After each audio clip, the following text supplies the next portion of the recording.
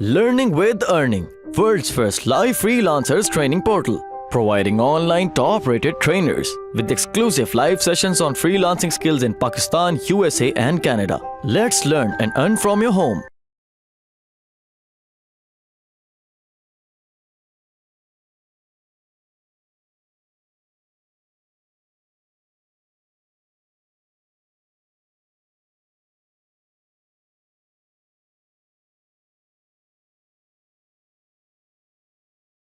And then language की बात आती है तो इसमें ग्रामर, विकेबुलरी, स्पेलिंग, पंक्चुएशन, ये सारी चीजें भी आपने चेक करनी है.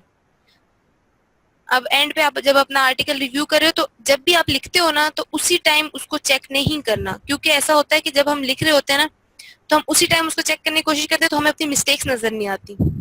तो अगर हम वही लिख के, वालेकुम अस्सलाम Faisal, you are here. Okay Faisal, मैं आपको आपके आर्टिकल के बारे में थोड़ी देर में बताती हूँ, पहले मैं इनको ये समझा लूँ. अच्छा, ऐसा है कि आप उसी टाइम पढ़ोगे, आपको आपकी मिस्टेक्स नजर नहीं आएंगी. उसी टाइम आप किसी और बंदे से कहो ना ये मुझे पढ़ के मिस्टेक्स बता दो, तो वो फौरन से बता देगा हाँ ये मिस्टेक्स, तो आपको वो मुझे तो नजर ही नहीं आई. तो इसलिए थोड़ा वेट करके, थोड़ा उस आर्टिकल में से वापस बाहर निकल के अपने माइंड को रिलैक्स करके देन उसको चेक करने वाली ये जो आप करोगे, ये सारी चेक करने वाली चीजें जो है अपने एंड पे करनी है, एडिटिंग एंड ऑल. ठीक है.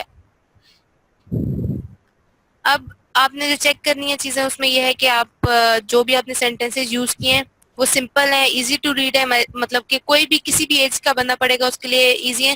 क्योंकि जो आप समझ लो कि आप कहते हो कि भाई मैं बहुत डिफिकल्ट लैंग्वेज यूज करूंगा तो वो बहुत अच्छी बात होती है, नहीं, ऐसा कुछ भी नहीं है.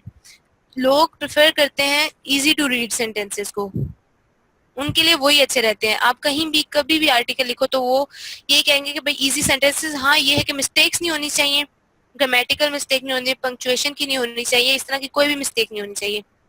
लेकिन सेंटेंसेस आपके वेल स्ट्रक्चर्ड होने चाहिए. मतलब ये नहीं है कि एक सेंटेंस स्टार्ट हुआ है देन 3 लाइनों के बाद वो एंड हुआ है, इस तरह से नहीं करना. मतलब सिंपल सेंटेंसेस लिखने हैं आराम से. आपने बिल्कुल भी इस चीज को नहीं कि भाई मुझे मेरी वोकैबुलरी इतनी ज्यादा नहीं है तो मैं क्या वर्ड्स यूज करूं, तो इस चीज के लिए आपने बिल्कुल भी फिक्रमंद नहीं होना. और ग्रामेटिकली ठीक होने चाहिए. ठीक है, ये चीज आपने अपने माइंड में रखनी है.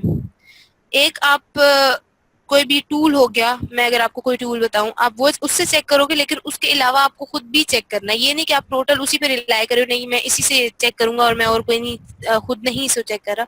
ये चीज आपने माइंड में रखनी है. देन वोकैबुलरी का है कि आपने जो वर्ड यूज किया है, मैं पहले ही बता चुकी हूँ कि अगर एक वर्ड है आपने वहां पे लिखना है कि देखने के लिए, तो आपने एक जगह सी यूज कर लिया तो आप वॉच करोगे, देन आप कहोगे कि मैं स्टेयर भी यूज करूं, ग्लांस भी यूज कर लूं, तो ये सारी चीजें आप एक ही उसमें सेंटेंस में यूज नहीं कर सकते.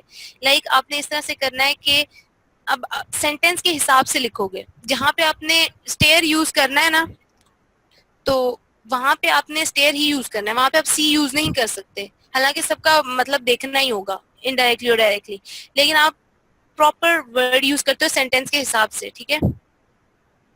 एंड देन आपकी वोकैबुलरी लिखने के साथ साथ जो है वो इंक्रीज होती है. देन स्पेलिंग और पंक्चुएशन आपने इस स्टेज पे आके चेक करनी है.